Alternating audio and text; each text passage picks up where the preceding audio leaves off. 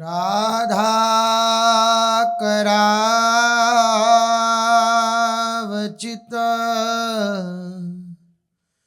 पल्लव वल्लरी के। राधा पदांक विलसन मधुर स्थली के। राधा यशो मुखर मत खगावली के। राधा विहार विपिने रमता मनो में। प्रेमानंद उत्पुलकित गात्रौ विद्युद्धाराधर समकांति। श्री राधा कृष्णौ मनसि दधानं वन्देऽहं श्रीहितहरिवंशं। वन्देऽहं श्रीहितहरिवंशं। राधा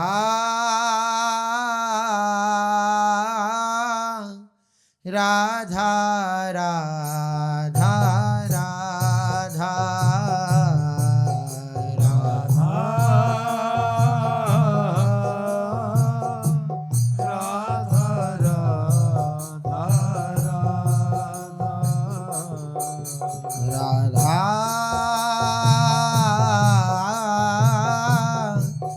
राधा राधा राधा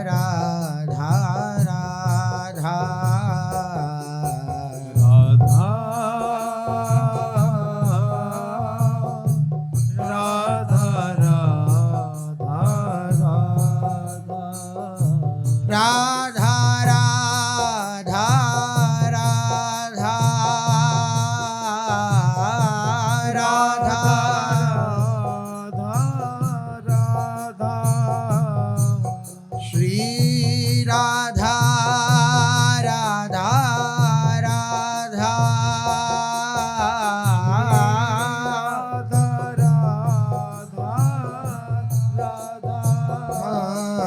राधा राधा राधा राधा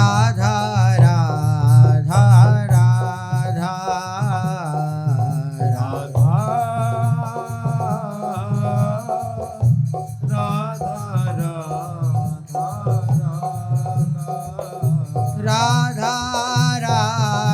राधा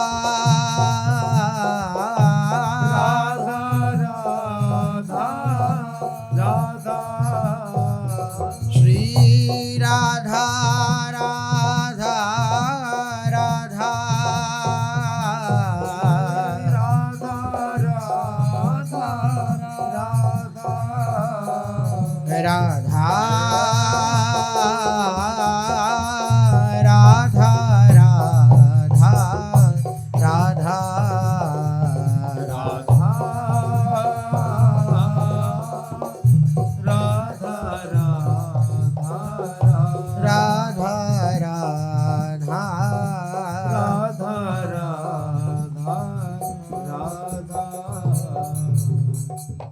श्री राधा वल्लभ लाल की, महाप्रभु श्री हरिवंश चंद्रजू महाराज की, श्री सद्गुरुदेव भगवान की जय। रसघन मोहन मूर्ति ठाकुर श्री राधा वल्लभ लाल जी, अनंतानंत सखियों की प्राण सजीवन मूरी श्री लाडली जू एवं इन युगल स्वरूपों को हृदय में नित्य नवीन रूप से दुलार करने वाले श्री सद्गुरुदेव भगवान के श्री चरणों में दंडवत प्रणाम है। प्रायः हमारे हृदय में ये बात बनी रहती है कि हम विषयों का भोग भी करते रहेंगे और हमें भगवान की प्राप्ति भी हो जाएगी। लेकिन ये बात सर्वथा अनुचित है और बिल्कुल भी धारण करने योग्य नहीं है। ये जो बेपरवाही है ये इसलिए है कि हम खूब प्रयासरत हैं अपने को प्रभु के योग्य बनाने के लिए, लेकिन हम अनेक प्रयास करने पर भी निष्फल हो रहे हैं और अपने मन बुद्धि को प्रभु के चरणों में नहीं लगा पा रहे। इस बात का हमें बड़ा दुख है, पश्चाताप है, ग्लानि है, हृदय में क्लेश है, हृदय जल रहा है इस बात से। तब प्रभु कृपा करते हैं और कृपा करके उसकी इस स्थिति को देख करके, कृपालु हो करके वे अंतःकरण में आकर के विराजमान हो जाते हैं। लेकिन हम विषयों को भोगते रहें और प्रभु भी मिल जाएं, इसमें कहीं ना कहीं विषयों के प्रति हमारी सुख बुद्धि है। हम सुखपूर्वक हृदय में ये बात धारण करके कि हम शरणागत हैं, हम आश्रित हैं, हम विषयों को भी भोगते रहेंगे और भगवान की भी हमें प्राप्ति हो जाएगी, तो ये बात बिल्कुल अनुचित है।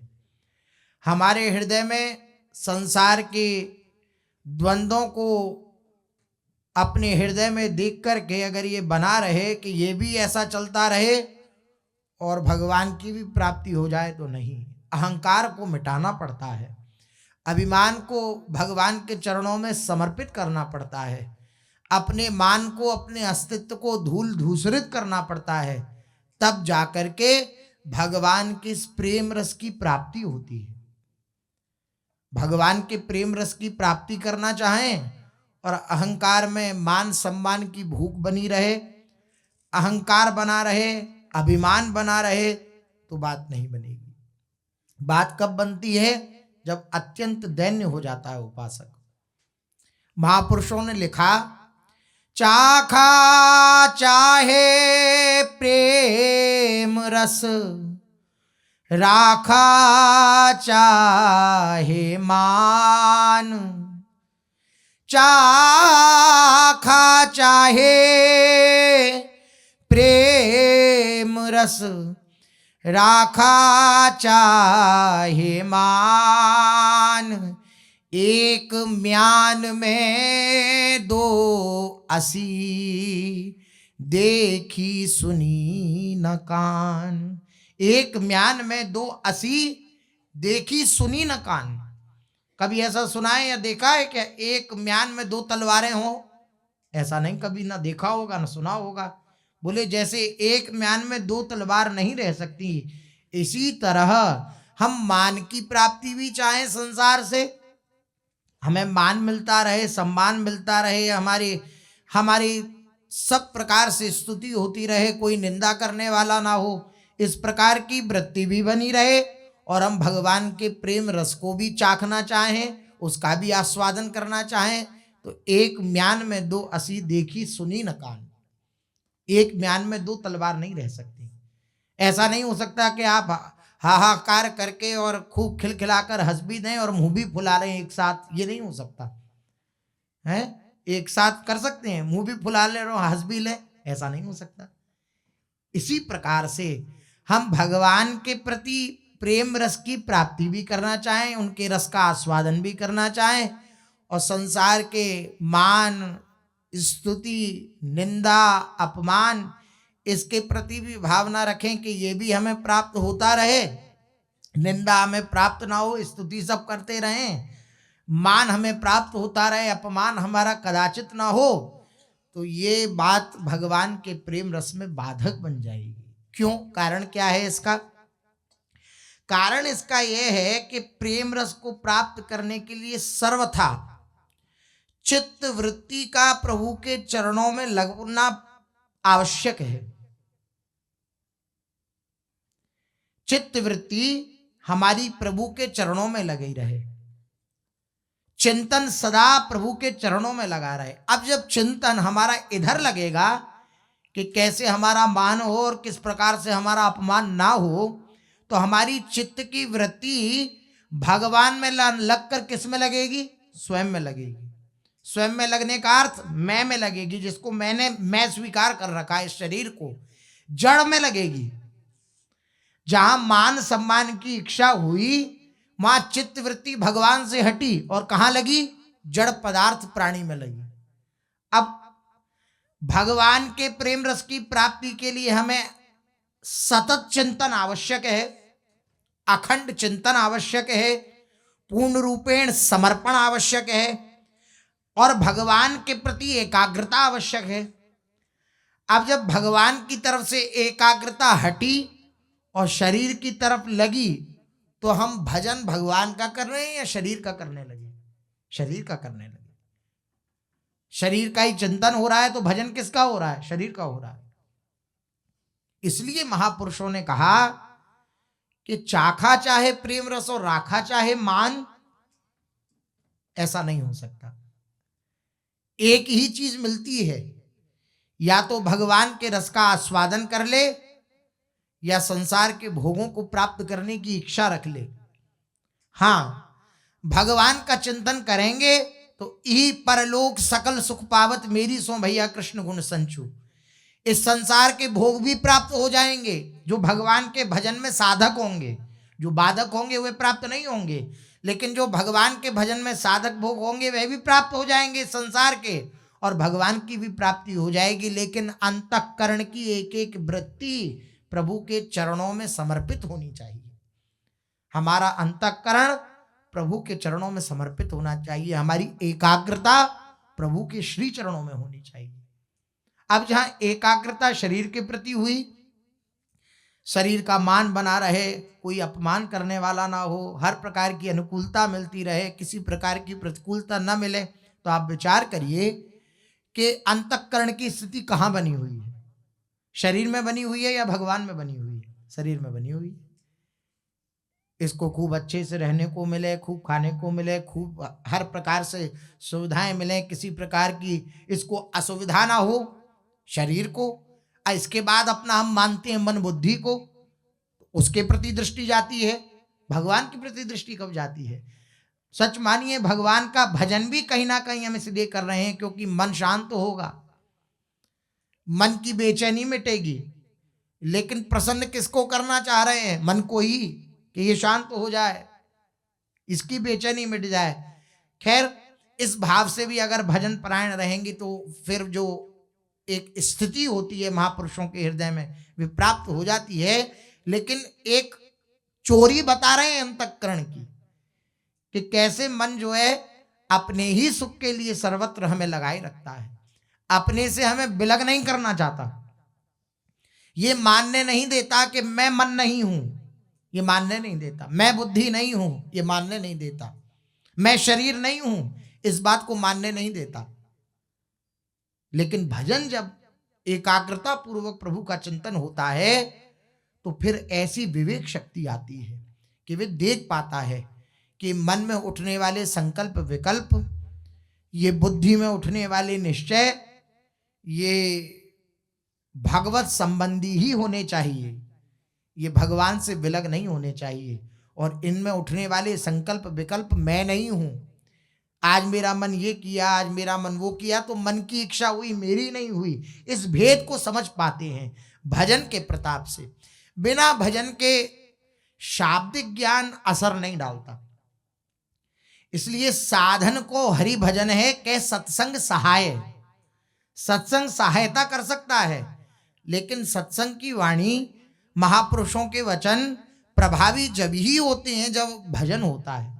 ये अपने जीवन में देखते हैं कि भजन नहीं है तो महापुरुषों की वाणी प्रभावित नहीं हो पाती, अंतःकरण को प्रभावित नहीं कर पाती, जीवन में वे वाणी उतर नहीं पाती। कारण इसका केवल इतना ही है, क्या? भजन की कमी।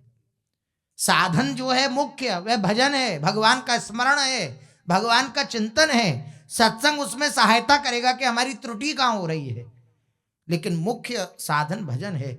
सत्संग की जो दिव्य दिव्य महापुरुषों की गहरी बात होती है, या जैसे हमने कहा कि अमुक को भगवान मानो, सामने जो भी व्यक्ति वस्तु पदार्थ आ रहे हैं ये महापुरुषों ने वर्णन किया कि भगवान मानो, लेकिन ये सुन लिया, याद भी कर लिया, लेकिन धारण नहीं हो पाएगा। क्यों? क्योंकि शक्ति चाहिए, बल चाहिए, इसको धारण करने का सामर्थ्य चाहिए हृदय में, और वो सामर्थ्य प्राप्त होता है भजन से। जितना नाम रटन होता है, जितना नाम रटन होता है, जितना मंत्र का जप होता है, जितना वाणी, अर्थात किसी भी प्रकार से भगवान में जितना जोड़ा जाता है, उतनी बुद्धि तीक्ष्ण होती चली जाती है, पैनी होती चली जाती है, तो वो सही गलत का निर्णय कर पाती है। तब जाकर के हम ये भावना हृदय में धारण कर पाते हैं कि ये जो सूत्र हैं इनको ऐसे धारण करना है।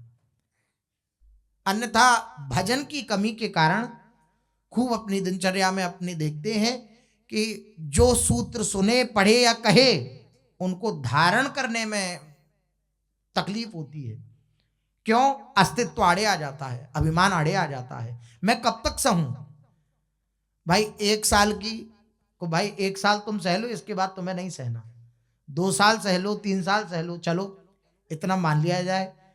जीवन पर्यंत जब तक मृत्यु नहीं हो जाएगी तब तक सहना है। सहत सहत बाड़े भगति, क्योंकि भक्ति को का अगर वर्धन करना है तो उसका मूल मंत्र है सहना। भक्ति को अगर बढ़ाना है तो उसका मूल मंत्र है सहना। पूज्य सदगुरुदेव भगवान की वाणी, पूज्य सदगुरुदेव भगवान ने एक दिन कहा कि साधक ये प्रतिज्ञा कर ले। क्या प्रतिज्ञा कर ले? कि मुझे जलना है। साधक ही प्रतिज्ञा कर ले। सहते हैं तो जलन होती है ना, अर्थात सहना है। अरे 1 दिन, 2 दिन, 1 साल, 2 साल, 3 साल, अब क्या होता है? ये अस्तित्व बार बार कहता है मैं ही सहता रहूं, मैं ही सारे जितने भी शास्त्रों में वर्णन किए गए सूत्रों ने मैं ही धारण करूं, दूसरा नहीं करे। तो आप विचार करिए, अपने मन से कहिए कि भगवत प्राप्ति दूसरे को करनी है कि स्वयं को करनी है? बड़ी विपरीत स्थिति है। और जहां सत्संग के दिव्य सूत्र, महापुरुषों की दिव्य वाणी मिलती है, उन सूत्रों को हम दूसरों के अंदर देखने लगते हैं, उस बात को हम दूसरों के अंदर देखने लगते हैं। क्यों? क्योंकि उस वाणी के प्रति महत्व बुद्धि नहीं है। हम ये देखने लगते हैं ये जो वर्णन हुआ ये इसके अंदर है या नहीं है। फिर मन से पूछो तुम्हारे अंदर है क्या? नहीं नहीं, मेरा तो चल जाएगा, मैं तो आश्रित हूं। ऐसे मन से खाता है। मैं तो शरणागत हूं, मैं तो आश्रित हूं। दूसरे के अंदर ये है कि नहीं है, ये देख लें। जहां ये बात आई वहां अस्तित्व का मिटना नहीं हुआ, वहां अपना अस्तित्व बना रहा कि मैं तो ऐसा हूं, अमुक ऐसा है। और अस्तित्व का समर्पण, भगवान के प्रति एकाग्रता, ये भगवान की प्राप्ति में साधक है। अस्तित्व का समर्पण ना होना, शरीर के प्रति एकाग्रता बने रहना, ये भगवान की प्राप्ति में बाधक है। कितना व्यवहार में अपने लोग फंसे रहते हैं दिन रात, किस व्यवहार से निकलना ही नहीं चाहते। बार बार यही विचार करते हैं कि कैसे ये झंझट खत्म हो, कि हमें ये सहना ना पड़े। पहली बात तो कभी कभार सहते हैं हम। ऐसा होता है ना कि भाई कभी कभार गलती हो जाए तो कोई बात नहीं, सहना हमारी साधना है।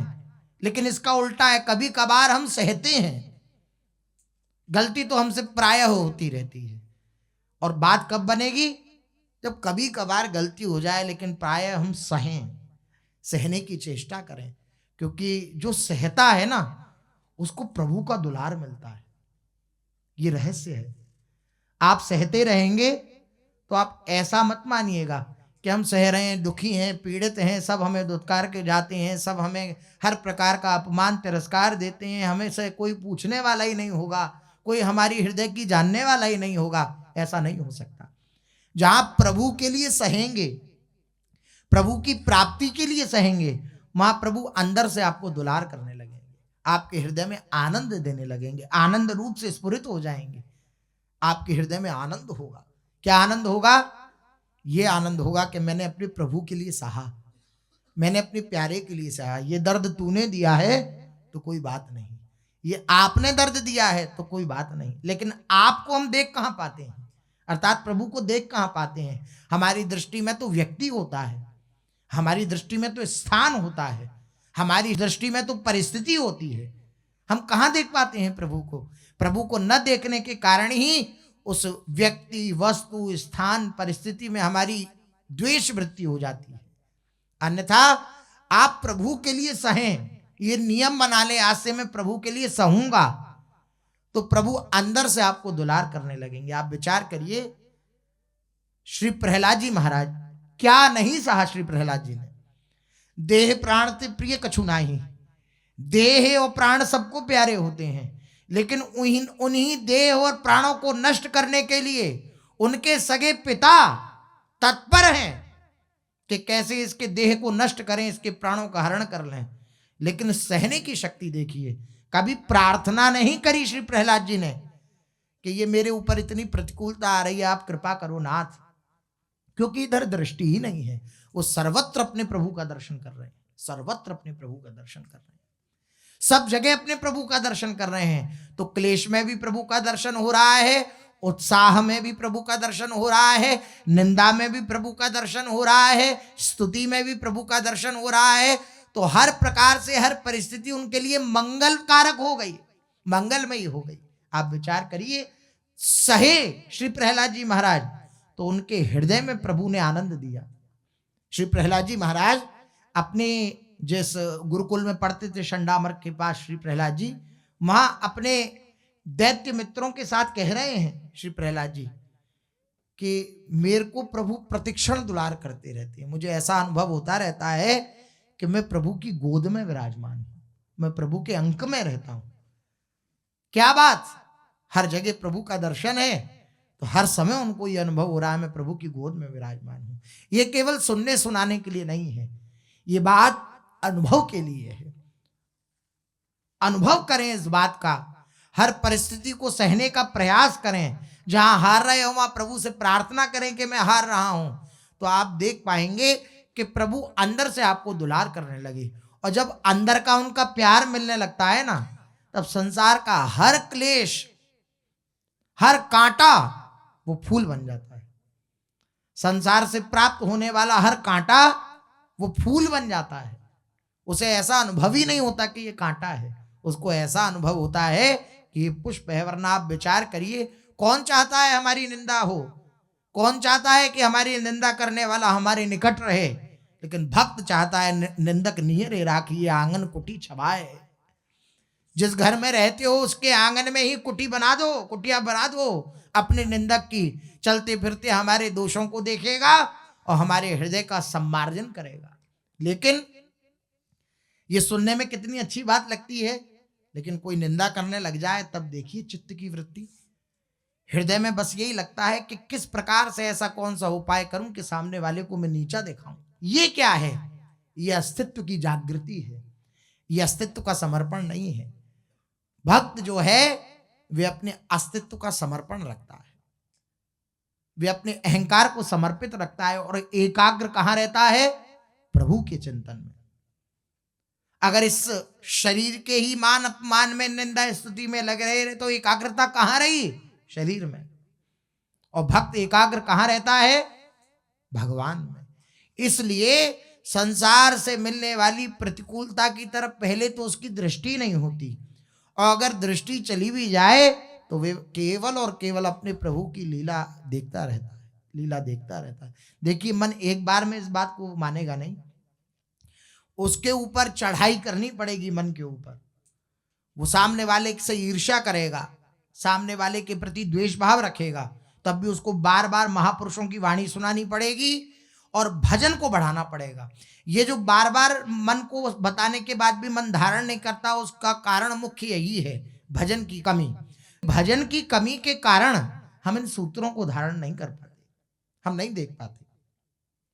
हम सामने वाले जो ये भाव हमारे हृदय में आया कि अमुक व्यक्ति मुझसे ईर्ष्या रखता है या मेरी निंदा करता है, उसके प्रति हम भगवत भाव करने में बार बार हारते हैं। लेकिन फिर भी प्रयास करते रहें तो धीरे धीरे देखेंगे कि हमारा हृदय शांत होने लगा। एक ही बात को बार बार रोज सुनाया जाए तो वो बात बैठने लगती है कि नहीं बैठने लगती है? तोता को कैसे रटाया जाता है? एक ही बात को बार बार उसे सुनाया जाता है, तो वो बोलने लगता है। इसी प्रकार से महापुरुषों की वाणी को भजन के साथ सुना जाए, अर्थात भगवान नाम जप है, भगवान का भजन साथ है, और उसके साथ महापुरुषों की वाणी को सुना जाए, तो प्रत्येक सूत्र जीवन में धारण हो सकता है। सब भगवान के स्वरूप हैं। साधक हूं तो केवल मैं हूं, सब मेरे प्रभु हैं। तो मेरे प्रभु अगर कोई भी लीला कर रहे हैं, कोई भी बर्ताव कर रहे हैं, तो वो मुझे पुष्ट करने के लिए कर रहे हैं। ये भावना, ये मेरे हृदय को दिखाने के लिए कर रहे हैं कि देख तुम्हारा हृदय कितना मलिन है, देखो मैंने ऐसी लीला करी और तुम्हारे हृदय में ईर्ष्या का भाव उत्पन्न हो गया, द्वेष का भाव उत्पन्न हो गया। ये प्रभु ने मुझे दिखाया कि देखो तुम्हारा अंतःकरण कितना मलिन है। अब हम उनका धन्यवाद करें कि जिन्होंने हमारे हृदय की मलिनता को उजागर किया, हमें दिखाया। हम उससे द्वेष ना करें, हम उसके प्रति अपमान का व्यवहार ना रखें, उसके प्रति सम्मान का व्यवहार रखें। कठिन है, बहुत कठिन है, लेकिन बार बार इसी बात को श्रवण करने से और भजन करने से ये बात हृदय में अवश्य बैठ जाएगी, अवश्य बैठ जाएगी। श्री भगवान कह रहे हैं मेरा भक्त जो है वे तुल्य निंदा स्तुतिर मौनी। मेरा भक्त जो है वो निंदा और स्तुति में सम रहता है। कोई निंदा कर दे तो उसकी हृदय में उस निंदा करने वाले के प्रति द्वेष नहीं होता, और कोई उसकी बहुत स्तुति कर दे तो उस स्तुति करने वाले के प्रति उसका कोई राग नहीं होता। वो निंदा और स्तुति में सम रहता है। श्री भगवान के वचन है। निंदा स्तुति मुख्यतः नाम की होती है, यह भी परिकृत क्रिया है, दूसरे के द्वारा होने वाली क्रिया है। लोग अपने स्वभाव के अनुसार भक्त की निंदा या स्तुति करते हैं। अब हमारी निंदा हो रही है तो पहली बात हम ये जांचें कि हमारे जीवन में ऐसा कोई त्रुटि युक्त वृत्ति तो नहीं है जिसके कारण हमारी निंदा हो रही हो। अगर उस कारण से निंदा हो रही है तो हमें उस त्रुटि को संभालना चाहिए, उस त्रुटि को संवारना चाहिए। वह त्रुटि हमसे ना हो इस बात पर विचार करना चाहिए, और जो उस त्रुटि को हमें दिखा रहा है उसके प्रति हमारी सहृदय भावना होनी चाहिए। और अगर वो त्रुटि नहीं है, हमारी ऐसे ही निंदा हो रही है, तो प्रभु का मंगलमय विधान मानना चाहिए कि हमारे अनंत जन्मों के पापों को भगवान इस प्रकार से सफा कर रहे हैं, साफ कर रहे हैं। निंदा करने वाले के प्रति, जो निंदा करने वाला है, वो निंदा करने से जिसकी निंदा कर रहा है अगर उसके अंदर कोई त्रुटि नहीं है तो जिसकी निंदा कर रहा है उसके पापों को ले रहा है वह। तो ये भावना रखनी चाहिए कि अगर हमारे अंदर कोई त्रुटि है तो हम उस त्रुटि को संभाल लें, और अगर कोई त्रुटि नहीं और निंदा हो रही है तो हम ये माने कि हमारे हृदय का सम्मार्जन हो रहा है, मार्जन हो रहा है, सफाई हो रही है हमारे हृदय की, हमारे अंतःकरण की। इस बात को हमें मान लेना चाहिए। झगड़ना, लड़ना, हृदय में द्वेष भाव रखना, हृदय में ईर्ष्या भाव रखना, ये तो दोनों ही तरफ से सिद्धांत नहीं है, दोनों ही प्रकार का सिद्धांत नहीं है। चाहे हमारी त्रुटि हो या ना हो, दोनों प्रकार से ही सिद्धांत नहीं है कि हम किसी के प्रति द्वेष भाव रखें, क्योंकि ये परिकृत क्रिया है। अब भक्त का लक्षण बता रहे हैं, जो अनन्य भक्त है उसका लक्षण बतला रहे हैं। इसलिए यहां पर कहा जा रहा है कि दूसरे के भाव पर नियत करता है। आपके हृदय में दूसरे के प्रति, भक्त के प्रति द्वेष भाव है तो आप उसकी निंदा करेंगे, आपके हृदय में उसके प्रति सम्मान की भावना है तो आप उसकी स्तुति करेंगे। तो उस भक्त के अंदर ऐसा कुछ नहीं है, लेकिन आपके हृदय की भावना ही उसके प्रति निंदा करा दे रही है और स्तुति करा दे रही है। भक्त में अपने कहलाने वाले नाम और शरीर में लेश मात्र भी अहमता और ममता नहीं होती, इसलिए निंदा स्तुति का उस पर लेश मात्र भी असर नहीं पड़ता। क्योंकि निंदा किसकी हो सकती है? शरीर की। स्वयं जहां भक्त स्थिति है वहां तक तो कोई पहुंच ही नहीं सकता। जिसकी निंदा हो रही है वो ये है, और जिसकी स्तुति हो रही है वो ये है। मान सम्मान के प्रति कोई लालसा नहीं है भक्त की। अमानी नाम मान देना, ये उसका सिद्धांत है। स्वयं मान की आशा ना रखना और दूसरे को सम्मान देना, ये सिद्धांत है। महापुरुषों के जीवन में ऐसा देखा गया।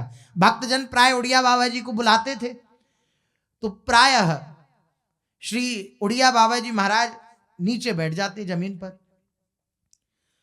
तो भक्तजन प्रार्थना करते। आसन लगा होता श्री उड़िया बाबा जी महाराज का, तो एक तखत है मान लो, उस पर आसन बिछा हुआ है। तो उड़िया बाबा जी से कहते आसन पे बिराजिए महाराज जी। तो बाबा कहते ये पृथ्वी पूरी आसन ही है, एक आसन के ऊपर आसन क्या बिछाना। ये महापुरुषों की बात है। सम्मान की भूख नहीं है, किसी प्रकार की वृत्ति ऐसी नहीं है हृदय में कि मुझे मान मिले, मुझे सम्मान मिले। वो आसन के ऊपर आसन क्या बिछाना, यह आसन ही तो है। अन्यथा विचार करिए, कितना अच्छा लगता है ऊंचा आसन हो, कितना अच्छा लगता है कि लोग सम्मान करने वाले हों, लोग प्रणाम करने वाले हों। लेकिन महापुरुषों की स्थिति क्या है? सम्मानम कलयाति घोर गरलम नीचापमानम सुधा। क्या महापुरुषों की स्थिति है! ये तो उपासकों के धारण करने योग्य बात कह रहे हैं श्री प्रबोधानंद सरस्वती पाद। बोले वृंदावन में रह रहे हो तो कैसे रहो? सम्मानम कलयाति घोर गरलम नीचापमानम सुधा। श्री राधा मुरलीधरो भज सके वृंदावनम मात्यज। वृंदावन का त्याग मत करो, राधा मुरलीधर का भजन करो। बोले नहीं, हमसे भजन नहीं हो पा रहा। तो बोले सम्मान को गरल के समान समझो, विष के समान समझो, और जो अपमान है उसको सुधा अमृत के समान समझो। अब विचार करिए, अपमान क्या सुधा जैसी अमृत जैसी लगती है? अपमान क्या हमें सुधा जैसा लगता है, अमृत जैसा लगता है क्या? खूब हृदय में उत्साहित होकर के हम विष पी लेते हैं। कैसी विचित्र बात है! हृदय में उत्साहित होकर विष पी लेते हैं। विष क्या? सम्मान। इसको महापुरुषों ने गरल बताया।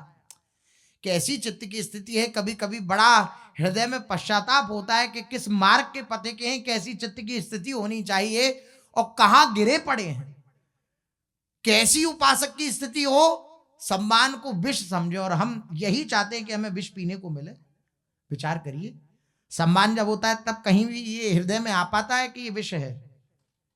ये कहीं ना कहीं विष क्या करता है? मरण, मृत्यु प्राप्त कराता है। तो ये विष, सम्मान रूपी विष, अध्यात्म में हमारी च्युत करा देगा, नीचे गिरा देगा, हमें च्युत कर देगा। अच्युत भगवान का स्मरण ही हमें आगे बढ़ाएगा। लेकिन ये विष जो है हमें इतना प्रिय होता है कि ये विष पान करने को ना मिले तो हमें क्लेश होने लगता है। कैसी विचित्र स्थिति! ये विष पान करने को नहीं मिले तो हमें क्लेश होने लगता है कि आज किसी ने सम्मान नहीं किया, आज किसी ने वाह नहीं बोला, अब ये कितनी विचित्र स्थिति है कि हम जीवित सर्प को अपने हृदय से लगाने की चेष्टा करते हैं। अब सर्प को हृदय से लगाएंगे तो वह डंक तो मारेगा ही, वे हमें अपने जो विष है उसके अंदर उसको छोड़ ही देगा, हमारे शरीर में हमारी मृत्यु हो जाएगी। इसलिए परमार्थ में अगर चलने का हृदय में इच्छा है तो अब गरल को गरल समझते नहीं, अमृत को अमृत नहीं समझते, तो फिर जो सत्य है उसको सत्य न समझकर असत्य को सत्य समझने के कारण हमारे हृदय में क्लेश, चिंता ये बना ही रहता है। भजन की एक जो स्थिति होती है वे हमारे हृदय में नहीं आ पाती है। यही कारण है। महापुरुषों की वाणी इसलिए हृदय में धारण करनी चाहिए, प्रयास करना चाहिए। न धारण कर पाए तो प्रार्थना करनी चाहिए। कल भी ये निवेदन किया था, प्रार्थना अवश्य करनी चाहिए। अपने कुटिया विहारी सरकार है, उनके सामने बैठिए, उनसे कहिए नाथ वैसे तो प्रार्थना करना बनता नहीं क्योंकि आपके समर्पित हूं, लेकिन कहीं ना कहीं मेरे समर्पण में कमी है, इसलिए मेरे हृदय में इस प्रकार के जो विरोध भाव हैं ये मेरे हृदय में हैं। नाथ आप कृपा करो, आपके रस का मैं आस्वादन कर पाऊं। इस संसार के रस को देखकर, इस संसार के लोभ को देखकर मैं लोभित ना हूं, लोभायमान ना हूं, मैं आपके प्रति लोभायमान हूं। इस बात को हृदय में धारण करना चाहिए। भक्त जो है वे शरीर के प्रति आसक्ति नहीं रखता, और सम्मान या अपमान किसका होता है? शरीर का होता है। जब सम्मान अपमान शरीर का होता है, भक्त की इधर दृष्टि नहीं है, तो उसके हृदय में इस बात का, अंतःकरण में इस बात का लेश मात्र भी किसी प्रकार का प्रभाव नहीं पड़ता। भक्त ना तो अपनी स्तुति या प्रशंसा करने वाले के प्रति राग करता है और ना निंदा करने वाले के प्रति द्वेष करता है, उसकी दोनों में ही समबुद्धि रहती है। साधारण मनुष्यों के भीतर अपनी प्रशंसा की कामना रहा करती है, इसलिए वे अपनी निंदा सुनकर दुख का अनुभव करते हैं और स्तुति सुनकर सुख का अनुभव करते हैं। इसके विपरीत अपनी प्रशंसा न चाहने वाले साधक पुरुष निंदा सुनकर सावधान होते हैं और स्तुति सुनकर लज्जित होते हैं। परंतु नाम में किंचन मात्र भी अपनापन न होने के कारण जो हमारा नाम है, नाम रूप ये जो है, ये शरीर, इसके प्रति किंचन मात्र भी अपनापन न होने के कारण सिद्ध भक्त इन दोनों भावों से रहित होता है, अर्थात निंदा स्तुति में सम होता है। हाँ, वह भी कभी कभी लोक संग्रह के लिए, लोक शिक्षा के लिए साधक की तरह निंदा में सावधान होता है और स्तुति में लज्जित होता है। ऐसा देखा गया कि निंदा कोई कर रहा हो तो सावधान कि मेरे अंदर कोई त्रुटि तो नहीं है। यद्यपि भक्त के द्वारा कभी कोई त्रुटि नहीं हो सकती, क्योंकि भक्त का संचालन करने वाले प्रभु हैं। तो प्रभु के द्वारा संचालित भक्त के द्वारा कभी कोई त्रुटि नहीं हो सकती, शास्त्र विरुद्ध आचरण नहीं हो सकते। लेकिन फिर भी कोई निंदा करता है तो भक्त देखता है साधक को शिक्षा देने के लिए कि कहीं मेरे अंदर तो कोई त्रुटि तो नहीं है कहीं में, तो वो सावधान होता है निंदा में, और स्तुति में लज्जित होता है, विनय दैन्यता ये सब प्रदर्शित करता है। अन्यथा अंतःकरण की उसके हृदय की बात अगर देखी जाए तो न निंदा के प्रति किसी प्रकार का उसके हृदय में द्वेष होता है और ना स्तुति के प्रति किसी प्रकार का उसके हृदय में राग होता है। भक्त की सर्वत्र भगवत बुद्धि होने के कारण भी उसका निंदा स्तुति करने वालों में भेदभाव नहीं होता। निंदा भी करने वाले प्रभु और स्तुति करने वाले भी प्रभु, तो किसी प्रकार का भेदभाव नहीं। ऐसा भेदभाव न रहने से ही ये प्रतीत होता है कि वे निंदा स्तुति में सम है। भक्त के द्वारा अशुभ कर्म होते ही नहीं, हो ही नहीं सकते, और शुभ कर्मों के होने में वे केवल प्रभु को हेतु मानता है। अशुभ कर्म हो नहीं सकते, और जो भी शुभ कर्म हो रहे हैं वो किसको हेतु मानता है? प्रभु को हेतु मानता है कि प्रभु कराने वाले हैं। फिर भी उसकी कोई निंदा या स्तुति करे तो उसके चित्त में कोई विकार पैदा नहीं होता। इसलिए भगवान ने कहा मेरा भक्त जो होता है वो तुल्य निंदा स्तुतिर मौनी, वो निंदा स्तुति में सम होता है और मौनी होता है। अब इस मौन की व्याख्या वो आगे चलते हैं। महाप्रभु श्री चैतन्य देव जी का चरित्र अपने लोग कथन श्रवण कर रहे हैं, जिसमें अपने लोगों ने श्रवण किया श्री महाप्रभु जी जगन्नाथपुरी में विराजमान हैं। अनेक अनेक प्रांत के, अनेक अनेक जगह के श्री महाप्रभु जी के प्रेमी जन जगन्नाथपुरी में आने लगे हैं। नवद्वीप में भी श्री महाप्रभु जी के एक बड़े प्रेमी भक्त थे जिनका नाम था पुरुषोत्तमाचार्य। जब महाप्रभु जी ने सन्यास ग्रहण किया तो इनके हृदय में बड़ी पीड़ा हुई, बड़ा दुख हुआ, और उन्होंने भी नवद्वीप का परित्याग किया, क्योंकि नवद्वीप में रहना उनके लिए बड़ा कष्टप्रद था। क्योंकि जहां देखते वहां महाप्रभु जी की स्मृति विद्यमान थी नवद्वीप में, तो वो अत्यंत व्याकुल हो उठते थे। तो वह काशी चले गए और काशी में जाकर के चैतन्यानंद सरस्वती महाराज से उन्होंने सन्यास की दीक्षा ग्रहण करी और उनका नाम हुआ स्वरूप। महाप्रभु जी ने फिर बाद में दामोदर उसमें जोड़ा, तो स्वरूप दामोदर उन्हें कहा गया। जब उन्होंने सुना कि दक्षिण की यात्रा करके श्री महाप्रभु जी जगन्नाथपुरी में पुनः आ गए हैं, तो उनके हृदय में व्याकुलता हुई कि मैं श्री महाप्रभु जी के दर्शनों के लिए चलूं। तो अपने गुरुदेव से कहा, क्योंकि गुरुदेव उनके थे निर्गुण उपासक, और गुरुदेव के हृदय में जैसे मस्तिष्क प्रधान विचारवान सन्यासी हुआ करते हैं, उस प्रकार का ही उनका हृदय था।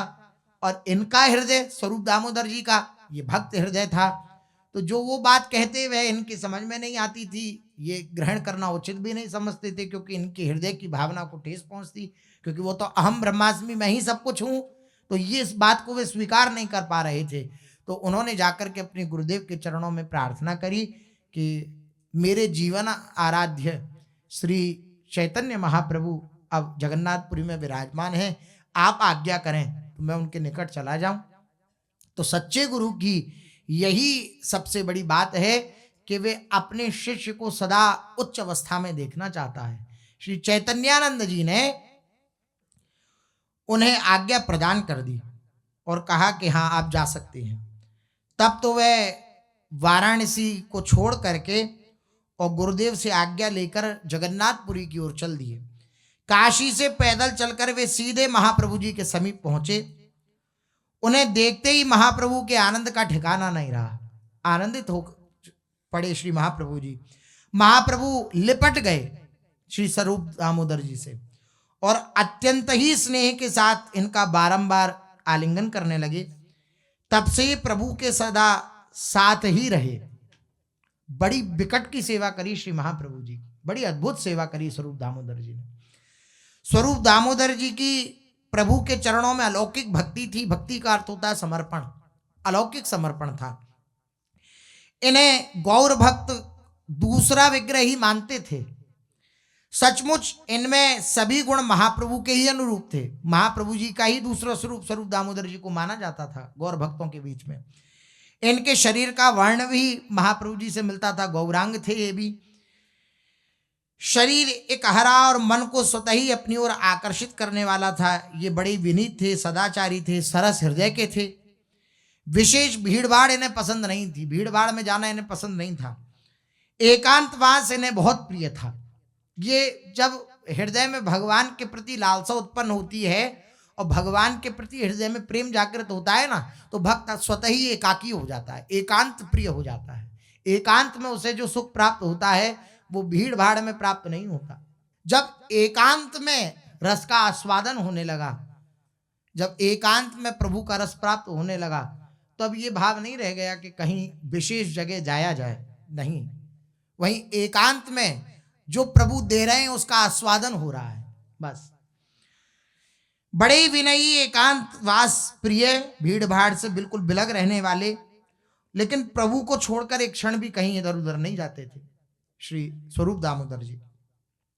ये किसी से भी विशेष बातचीत नहीं करते, मौन, जितनी आवश्यकता है बस उतनी बात। देखो भक्त के सारे लक्षण जो अपने श्रवण किए वो सब इनके अंदर, किसी से वार्ता नहीं करनी।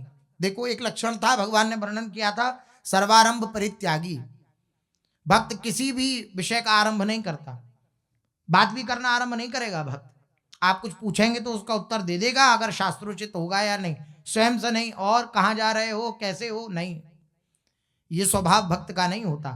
भक्त अपने भगवत चिंतन में निरंतर निमग्न रहता है। सामने से जो जा रहा है भगवत स्वरूप मान करके उसे प्रणाम किया, या भगवान का जन मान करके उसे प्रणाम किया, अंतःकरण में ही, अंदर से ही प्रणाम किया। बाहर से मान लो प्रणाम करने से ये लगता है उस उपासक को, उस चतुर उपासक को, कि मैंने अगर प्रणाम बाहर से किया तो कहीं वार्ता हो सकती है, तो वो बचता है। अंदर से मानसिक प्रणाम किया और अपने आगे चल दिया। ये उपासक की रहनी है। ऐसी स्थिति, कोई किसी से बातचीत नहीं स्वरूप दामोदर जी की। महाप्रभु जी की सेवा में है, निरंतर एकाकी, एकांत सेवन करने वाले, श्री महाप्रभु जी की सेवा में रहने वाले, और किसी प्रकार से किसी से बातचीत न करने वाले। विद्वान होने के साथ ही महान गंभीरता, जितनी विद्वता, जितनी चतुरता भगवत संबंधी है उतनी ही गंभीरता है। जितना ही भजन में आनंद प्राप्त हो रहा है उतने ही गंभीर हैं। ऐसा नहीं भजन में आनंद प्राप्त हो तो उत्साह होता है ना, किससे बोलूं, किससे हंसूं, किससे वार्ता कर लूं, कुछ अपने हृदय की बता दूं, कुछ अपने अनुभव बता दूं। ये नहीं, और गंभीर होते चले गए। ऐसा ही इनका जीवन श्री स्वरूप दामोदर जी का। महाप्रभु के साथ उनका उच्छिष्ट पाते, उन्हीं के पास बैठते और उन्हीं की सेवा में अपना सभी समय व्यतीत करते। यही इनका जीवन था, अर्थात महाप्रभु जी इनके जीवन थे।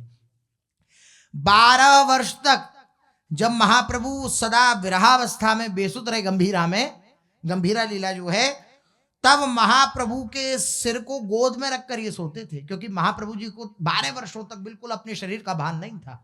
गंभीरा की जो लीला आगे श्रवण करने को मिलेगी, 12 वर्ष तक महाप्रभु जी को भान ही नहीं था शरीर का। उस अवस्था में अगर रात में नींद भी लेते तो अपनी गोदी में सर रख करके, कहीं महाप्रभु जी उठ बैठे तो मेरी नींद खुल जाए, कहीं मैं सोता ना रह जाऊं, तो अपनी गोदी में सर रखकर सुलाते श्री महाप्रभु जी को। ऐसा प्यार। महाप्रभु जब महाभाव में विरह वेदना से व्याकुल होकर रुदन करने लगते, तब उन्हें भाव के साथ मनाते और इनके गले में अपनी भुजाओं को डालकर रात भर प्रलाप करते रहते श्री महाप्रभु जी के साथ। सचमुच गौर भक्तों में स्वरूप दामोदर जी का जीवन बड़ा ही भावमय है, प्रणय में है, प्रेम में है। यदि निरंतर रूप से छाया की तरह ये महाप्रभु जी के साथ न रहते तो महाप्रभु की 12 वर्ष की गंभीरा लीला संसार में अप्रकट ही बनी रहती। ये महाप्रभु की नित्य अवस्था को देखते कि कैसी महाप्रभु जी की अवस्था है, उसे दैनंदिनी, जैसे गीता जी की दैनंदिनी नहीं आती है, डायरी जिसे कह सकते हैं अपने, दैनंदिनी, जो दिन भर का जिसमें लिखा जाता है कि आज हमने क्या किया क्या नहीं किया, इस प्रकार। तो दैनंदिनी जैसे उधर भाषा में कहा जाता है कड़चा, तो वह श्री महाप्रभु जी 12 वर्ष तक जो गंभीरा में रहे, तो प्रत्येक दिन की स्थिति को, श्री महाप्रभु जी की प्रत्येक दिन की स्थिति को कड़चा में वह स्वरूप दामोदर जी लिखते। वही आज भक्तों को परम सुखकारी और मधुर भाव की पराकाष्ठा समझाने वाला ग्रंथ स्वरूप दामोदर जी के कड़चा के नाम से प्रसिद्ध है। महाप्रभु का इनके प्रति अत्यधिक स्नेह था, बड़ा प्रेम करते थे श्री महाप्रभु जी भी इनसे, क्योंकि सेवक के अंदर सेव्य को खरीदने की क्षमता होती है। सेवक अपनी सेवा के भाव से अपने सेव्य को खरीद लेता है। महाप्रभु के मनोगत भावों को जिस उत्तमता के साथ ये समझ लेते थे, उस प्रकार कोई भी उनके भावों को नहीं समझ सकता था जैसा ये समझते थे, क्योंकि मन से मन मिल गया। रुचिले शुचि सेवा करे सेवक कहिए सोए। सेवक कौन है? जो रुचि पूर्वक, जो अपने सेव्य की रुचि है उसके अनुसार सेवा करे और तन मन धन अर्पण करे, रहे अपन पो खोए। रहे अपन पो खोए द्रवे तब हरि गुरु देवा, अन मांग्यो सब मिले गूढ़ गुण जाने भेवा। जितने भी भेद हैं गूढ़, वे अन मांगे गुरुजन उसे प्रदान कर देते हैं, वे सेव्य प्रदान कर देते हैं। जो रुचि पूर्वक, रुचि उनकी रुचि, सेव्य की रुचि को धारण करके, अपनी रुचि के अनुसार सेवा नहीं, सेव्य की रुचि के अनुसार जो उनकी सेवा करता है, तो बिना मांगे सब कुछ उसे प्राप्त हो जाता है, जो इस प्रकार से सेवा करता है। ऐसी रुचि पूर्वक सेवा श्री महाप्रभु जी की स्वरूप दामोदर जी करते, तो महाप्रभु जी के हृदय की बात स्वरूप दामोदर जी को पता होती, मन से मन मिला हुआ है। जैसे अग्रदास जी महाराज के साथ श्री नामादास जी का मन मिला हुआ है, तो हृदय की बात जान रहे हैं कि नाथ, जिस कारण से आपकी चित्तवृत्ति शिष्य की तरफ गई, वे कारण अब शमित हो चुका है। अब आप जो है, जो सेवा कर रहे थे मानसी में, वे सेवा करिए। देखिए प्रियालाल अपने मस्तक को झुकाए हुए हैं, माला पहना रहे थे आप, मस्तक झुकाए, आप उन्हें माला धारण कराइए। कहां? अंतःकरण की मानसी में प्रवेश हो गया। यह है रुचि में रुचि मिल जाना, यह है मन में मन मिल जाना। कैसी विलक्षण स्थिति होती है। महाप्रभु का इनके प्रति अत्यधिक स्नेह था। महाप्रभु के मनोगत भावों को जिस उत्तमता के साथ ये समझ लेते थे, उस प्रकार कोई भी उनके भावों को नहीं समझ सकता था। अमुक विषय में महाप्रभु की क्या सम्मति होगी, इसे ये यूं ही सरलता पूर्वक बता देते थे। मान लो कोई विषय इनके पास गया और इस विषय में श्री महाप्रभु जी क्या उत्तर देंगे, ये स्वयं बता देते थे कि यही उत्तर देंगे, और इसमें प्राय भूल होती ही नहीं थी। जो ये निर्णय कर देते वही महाप्रभु जी का निर्णय होता था। महाप्रभु को भक्ति विहीन भजन काव्य अथवा पद सुनने से घृणा थी। जिसमें भक्ति नहीं है, भगवान के गुण नाम रूप लीला धाम की चर्चा नहीं है, वे जो रचनाएं हैं वे महाप्रभु जी को सुनने से घृणा थी, नहीं सुनते थे। इसलिए महाप्रभु को कुछ सुनाने के पूर्व वह स्वरूप दामोदर जी को सुनाया जाता था कि पहले आप सुने, फिर वह बता देते कि ये महाप्रभु जी को सुनने लायक है या नहीं है, वह पास करते थे। उनकी आज्ञा प्राप्त होने पर भी वे पीछे महाप्रभु जी को सुनाया जाता। जैसे ये गंभीर प्रकृति, शांत और एकांत प्रिय थे, वैसे इनका कंठ भी बड़ा मधुर और सुरीला था। ये महाप्रभु को विद्यापति ठाकुर, महाकवि चंडीदास के पद तथा गीत गोविंद आदि भक्ति संबंधी ग्रंथों के श्लोक गा गा कर श्री महाप्रभु जी को सुनाया करते। प्रभु जब तक इनके पदों को नहीं सुन लेते थे, तब तक श्री महाप्रभु जी की तृप्ति नहीं होती थी, माने दिनचर्या पूर्ण नहीं होती थी। इनके गुण अनंत हैं स्वरूप दामोदर जी के। देखिए, अनंत गुण प्रभु का आश्रय लेने से आश्रित भक्त के भी अनंत गुण हो जाते हैं। उन्हें महाप्रभु ही जान सकते हैं, जैसे भगवान के गुणों को भक्त ही जान सकते हैं, इसी प्रकार भक्तों के गुण को भगवान ही जान सकते हैं। यही बात कह रहे हैं कि स्वरूप दामोदर जी के अनंत गुण हैं और इनके अनंत गुणों को महाप्रभु ही जान सकते हैं। इसलिए महाप्रभु को इनके आगमन से सबसे अधिक प्रसन्नता हुई जब ये आए स्वरूप दामोदर जी काशी से। महाप्रभु कहने लगे, तुम आ गए, इससे मुझे कितनी प्रसन्नता आई उसे मैं व्यक्त नहीं कर सकता, मैं असमर्थ हूं उसे व्यक्त करने में। सचमुच तुमने आकर ही मुझे आलोक प्रदान किया है, मेरी नेत्र की ज्योति तुम हो, तुमने ही आकर के मुझे ज्योति आलोक प्रदान किया है। मैं सदा तुम्हारे विषय में सोचा करता था, कल ही मैंने स्वप्न में देखा था कि तुम आ गए हो, कल ही देखा स्वप्न में, और खड़े खड़े मुस्कुरा रहे हो, सो सचमुच ही आज तुम आ गए हो, खड़े खड़े मुस्कुरा रहे हो। तुमने ये बड़ा ही उत्तम कार्य किया जो यहाँ चले आए, अब मुझे छोड़कर मत चले जाना। स्वरूप दामोदर जी से श्री महाप्रभु जी बोले। प्रेमपूर्ण स्वर से धीरे धीरे स्वरूप दामोदर ने कहा, प्रभु मैं स्वयं आपके चरणों में आ ही कैसे सकता था, आपके हृदय में बात आई कि मैं आऊं तो मैं आया हूं। जब मेरे पाप उदय हुए तभी तो आपके चरणों से मैं पृथक होकर अन्यत्र चला गया, और अब जब आपने अनुग्रह करके मुझे बुलाया तो बरबस आपके प्रेम पाश में बंधा हुआ मैं चला आया हूं। जब मेरे पाप उदय हुए तो मैं आपसे विलग हो गया, आपसे पृथक हो गया, लेकिन अब आपने अपना अनुग्रह किया। ये नहीं कह रहे हैं कि मेरे पुण्य उदय हुए तो मैं आ गया, नहीं, जब आपने अपने अनुग्रह की दृष्टि डाली मुझ पर तो मैं आपके पास बरबस खिंचा चला आया, आपके प्रेम पाश में बंद कर। और जब तक चरणों में आप रखेंगे तब तक मैं कहीं अन्यत्र जा ही कैसे सकता हूं। यह कहकर स्वरूप दामोदर जी ने महाप्रभु के चरणों में गिरकर प्रणाम किया। महाप्रभु ने उठाकर उनकी पीठ पर धीरे धीरे हाथ फेरते रहे। उस दिन से स्वरूप दामोदर सदा प्रभु के समीप ही बने रहे। एक दिन एक सरल से पुरुष ने आकर महाप्रभु के चरणों में प्रणाम किया और वह हटकर हाथ जोड़े हुए खड़ा हो गया। सरल सा व्यक्तित्व था, प्रणाम किया, हटकर दूर खड़ा हो गया। महाप्रभु के समीप उस समय सार्वभौम भट्टाचार्य, नित्यानंद आदि बहुत से भक्त बैठे हुए थे। महाप्रभु ने उस विनयी पुरुष से पूछा, भाई तुम कौन हो और कहां से आए हो? उस पुरुष ने बड़ी ही सरलता के साथ धीरे धीरे उत्तर दिया, महाप्रभु मैं पूज्य श्री ईश्वरपुरी महाराज का भृत्य हूं। पुरी महाराज मुझे गोविंद के नाम से पुकारते थे। सिद्धि लाभ करते समय मैंने उनसे प्रार्थना की कि मेरे लिए क्या आज्ञा है, आप मुझे कुछ आज्ञा दीजिए। ईश्वरपुरी जी से आज्ञा मांगी, तब उन्होंने मुझे आपकी सेवा में रहने की आज्ञा दी। उनकी आज्ञा शिरोधार्य करके मैं आपके श्री चरणों में उपस्थित हुआ हूं।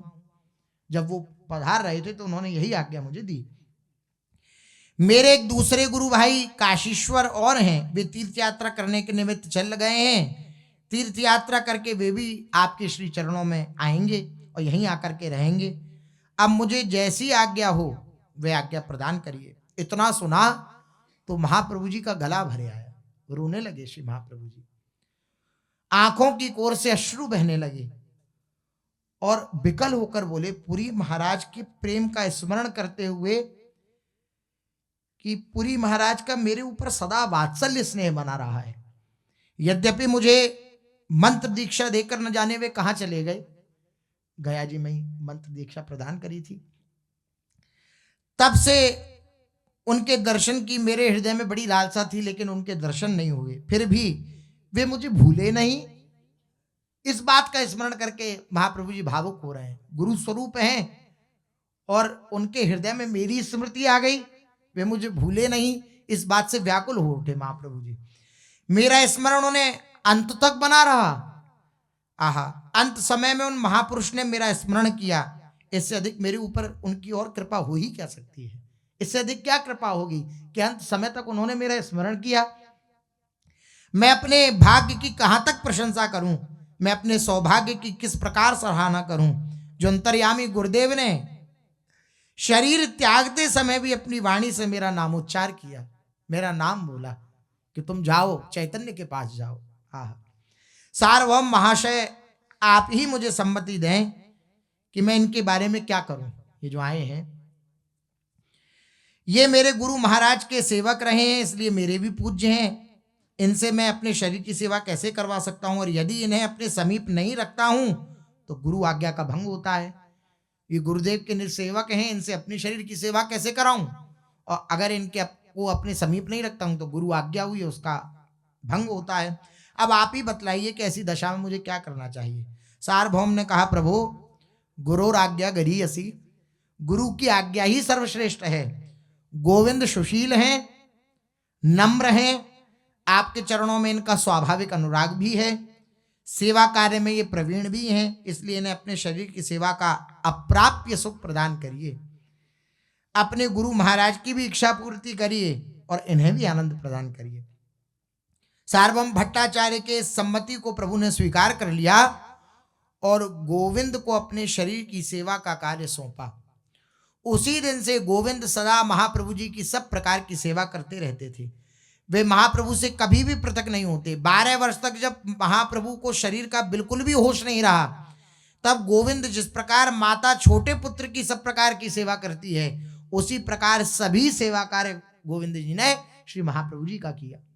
श्री स्वरूप दामोदर जी, श्री गोविंद जी, इनका महाप्रभु के प्रति वात्सल्य और दास्य दोनों प्रकार का स्नेह था। वात्सल्य भाव भी था और दास्य भाव भी था। ये सदा महाप्रभु के चरणों को अपनी छाती पर रखकर सोया करते। स्वरूप दामोदर जी अपने जंघाओं पर महाप्रभु जी के मस्तक को धारण करते और ये अपनी छाती पर, श्री गोविंद जी अपनी छाती पर श्री महाप्रभु जी के चरणों को रखकर तब सोया करते। ये सदा महाप्रभु के चरणों को अपनी छाती पर रखकर सोया करते। गौड़ देश से भक्त नाना प्रकार की बढ़िया बढ़िया वस्तु महाप्रभु के लिए बनाकर लाते। वे सब गोविंद को ही दिया करते और उन्हीं की सिफारिश से तब महाप्रभु तक पहुंच पाती थी वे वस्तु। वे सब चीजों को बता बताकर ये कहते कि अमुक वस्तु अमुक ने भेजी है, अमुक वस्तु अमुक ने भेजी है। इस प्रकार से आग्रह पूर्वक कि आप ये पा लीजिए, आप ये पा लीजिए, ऐसे आग्रह पूर्वक श्री महाप्रभु जी को पवाते। इनके जैसा सच्चा सेवक त्रिलोकी में बहुत ही दुर्लभ है। एक दिन महाप्रभु भीतर ही बैठे हुए थे। उसी समय मुकुंद ने आकर धीरे से कहा, प्रभु, श्रीमद केशव भारती महाराज के गुरु भाई श्री ब्रह्मानंद भारती महाराज आपसे मिलने के लिए बाहर खड़े हैं, आज्ञा हो तो उन्हें यहां ले आऊं। महाप्रभु जी जिस अवस्था में थे उसी अवस्था में जल्दी से उठे और बोले, अरे नहीं नहीं, आप क्या लाओगे, वे गुरु तुल्य हैं, उन्हें लेने के लिए तो मैं स्वयं ही बाहर जाऊंगा। श्री महाप्रभु जी उनको लेने के लिए बाहर गए। अब आगे क्या चर्चा हुई सो शेष आगे। श्री राधा वल्लभ लाल की।